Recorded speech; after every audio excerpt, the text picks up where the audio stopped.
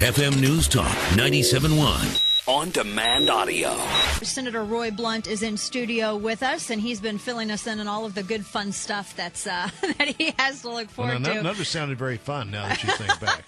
But being here with you in the studio is fun, so thanks for letting me come by. Well, of course, it's nice to have you back in the state. I wanted to ask you, before we get into the gun control discussion, this is an issue that I know personally a number of families in the state of Missouri and friends who live elsewhere in the United States are dealing with in terms of adoption. Here we have this order that was signed by Vladimir Putin. They're going to ban Americans from adopting Russian children. Not only, like I said, does this affect many American families who are looking to adopt Russian children, but this hits close to home with you as well, because you did something like this, 6-7 years ago? Well, we did. A little over 7, I guess about 7. Charlie's 8, our littlest boy Charlie's 8, and he was born in Russia and, spent either in a hospital or in an orphanage the first months of his life. And, this is once a family has identified a child, is the way this adoption works, that child becomes part of your family. Of course, what can you say about Vladimir Putin? I along with Mary Landrieu and 15 other senators, sent a letter to him 2 weeks before he signed the law, asking him not to sign the law. We passed a resolution that I sponsored the day he signed the law, criticizing Russia for using these kids as there's 710,000 kids in Russian orphanages. 710,000. This is not about 700 or 800 kids or 7 or 8 kids. This is 710,000 kids in Russian orphanages, and there are thousands of American families that would like to adopt some of them. And Dana, we've got one family from Missouri going on Sunday. The sort of glimmer of hope for at least a few families in the last 48 hours. Was the Russians deciding yesterday that if the court has already said that this is your child and given you a date to pick it up, you can do that. Now, hasn't happened yet, as far as I know, but we've got a Missouri family going on Sunday to pick up a child on January the 15th, and we've got a St. Louis family who has a February date. And the way this now works, it wasn't the way it worked when we adopted our son Charlie, but the way it now works, you go to court, you get the final decision by the court, but they still put 30 more days in that, at least 30 days in that system, and they give you a date that says, okay, this is the time you can come back.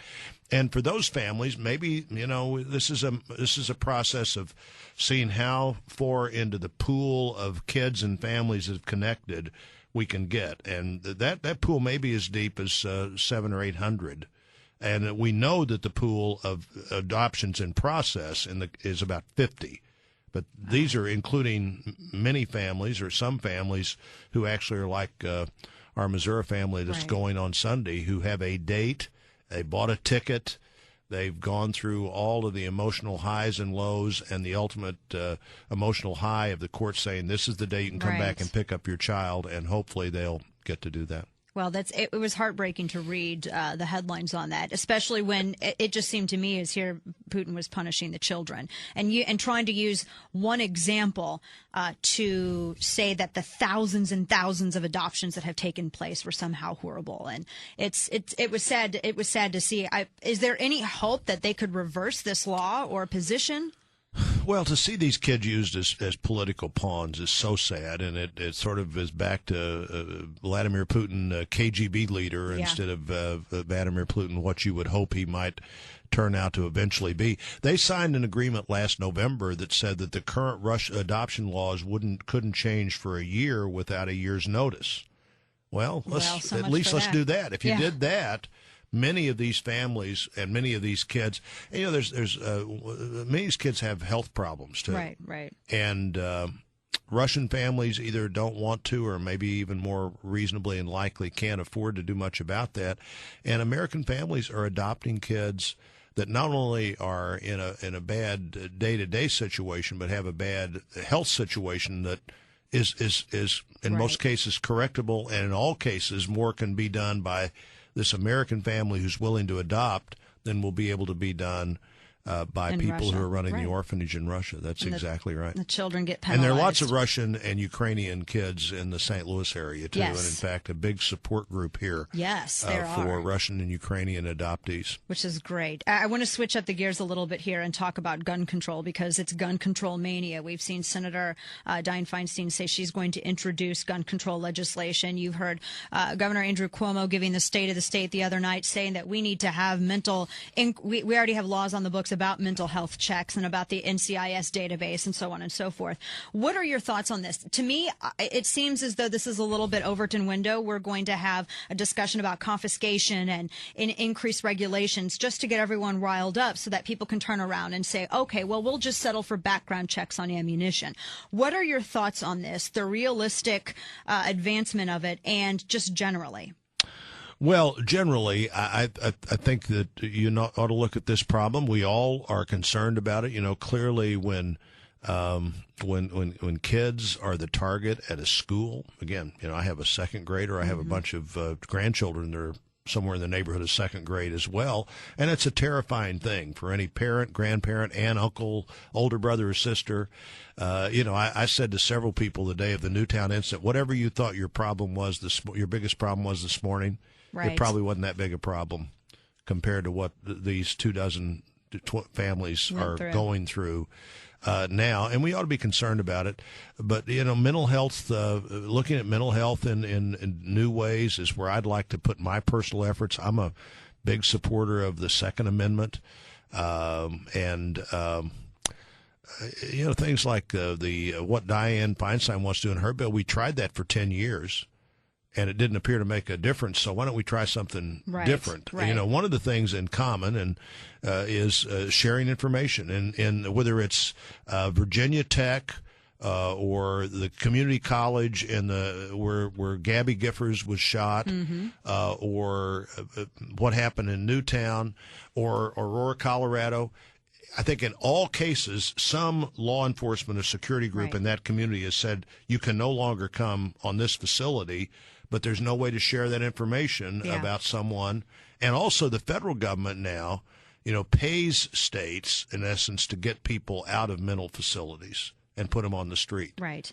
And you don't want to keep people in mental facilities that shouldn't be there, but if you can help somebody solve that mental problem by keeping them in the hospital a little longer, they shouldn't be thrown out because the federal government says, oh, it's just, we'd rather pay half of the so-called community cost of having them wandering around than pay the Medicaid cost for having them in your hospital. Exactly. Well, in the case with Loeffner, too, and that's a great example because so many of the other cases are like his. Pima Community College, they barred him from coming back on the premises because they said he was mentally unfit. He had to get a clean bill of mental health, but yet no one communicated to, the Pima County Sheriff's Department. No one communicated. He was still able to purchase a firearm because no one communicated. And then even states are even slow to actually put people on that list of those who are barred from purchasing firearms, even after laws have been passed to incentivize them to act quicker. I mean, it's like in order to have good laws, people have to follow them. It seems like one of those sorts of situations. Well, that's right. And, you know, I'm not for the government knowing or doing things the government shouldn't do, but I do think you see a common pattern here where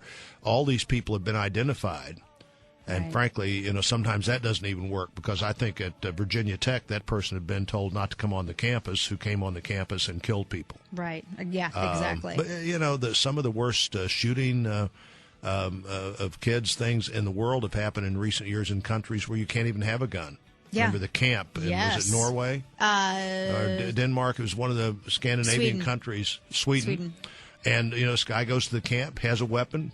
But obviously there's something wrong with people who do this. Right. And so what are we doing to try to either solve these problems for people or protect them in a way that protects the community by getting them the kind of treatment they need? Absolutely. We'd love to have you stick around for another segment if you're interested. You know, I've got to go to two other events this afternoon. We understand. And, You're I'm popular glad to be today. here with you. I'm glad we get to talk on the phone every once in a while. Absolutely. And thanks for letting me come by today. Of course. Thank you very See much. ya. Senator Roy Blunt, it's a pleasure to have him back in the state of Missouri.